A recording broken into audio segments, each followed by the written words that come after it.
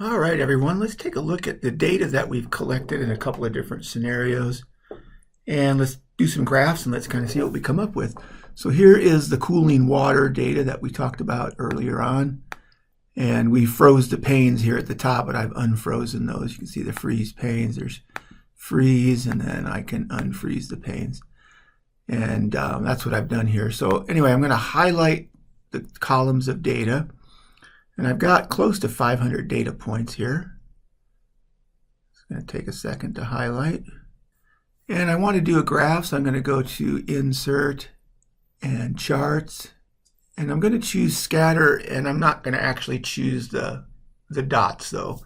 And you can see that the graph as you're looking at it here, the dots are so big, and there's so many of them that they just make big fat lines, or big fat curves in this case. And that really isn't very helpful. So I'm actually going to go to smooth lines. There's what we've got. And if I click on this right here now, and I'm going to go ahead and do that, then you'll see that the graph is down here near the bottom of the data. And I really don't want that. I really want the graph near the top. So Insert, Chart, Scatter with smooth lines. All right, and there you can see what we've got, and there's our data. And the curve very nicely shows, especially here in the beginning, that the temperature is cooling over time. Okay, so there's the temperature coming down over a time period. But what the heck is going on right here? The temperature suddenly jumps up. Interesting little physics problem in that scenario. And what's happened here is that one of the students collecting the data actually stirred the water in the container. And you keep in mind, in a container, right, the hot water rises to the top and the cooler water sinks to the bottom.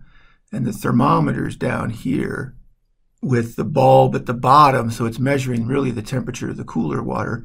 And when this was stirred, the hot and the cool water all kind of combined and became a uniform temperature throughout. Well, if you have hot water at the top and cool water at the bottom, when they combine, it's going to be warmer than the cold, cooler than the hot. We don't know what the temperature is of hot, but that's why this is shot up.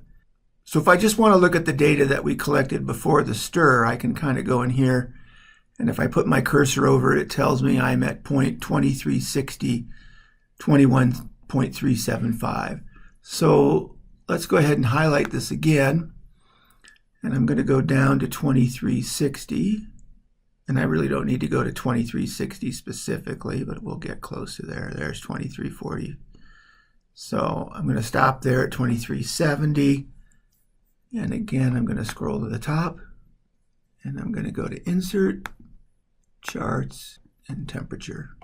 And so there you can see the decay of this temperature. Later on, we're going to look at a video where we'll actually analyze it numerically and see what kind of curvature shape that is. We'll fit an equation to the data. Okay, let's take a look at another system of data. We'll go to this one where we had the various phases of Marquardium. And what do we got here? So I'm going to take pressure and temperature. I'm going to highlight that. And we're going to go to Insert, Charts. And this time I will use the scatter plot of data. So there's all of our data and the various phases. And what I'm kind of interested in doing here is taking a look at the various phases of data. So you may remember the phase diagram for Marquardium here. I have a horizontal line at 600 Kelvin, and then a line that goes from 5 gigapascals and 600 Kelvin up to 25 gigapascals and 1800 Kelvin. Let's go ahead and draw that onto our graph on the Marquardium Excel sheet. So I'm just going to go to the drawing tool. So Insert, Shapes, and I'll choose a line. And I'm going to put one here at 600. We drag that across, and let's just make it a little bigger. And then let's do it again. And I'm actually just going to copy this line. So I highlight it, Control C, Control V, there's a copy, and I'm going to put one end at 5, 600, and the other end at 25, 1800. And you might remember that in this lower section we had the solid phase, and that looks like I've got 1, 2, 3, 4, 5 dots in solid. And if I look here, here's 2, 4, and 5. So there's my 5 solid dots. And I can actually click on one of them or hold the mouse over it, and it tells me this is the one at 24.9 and 308.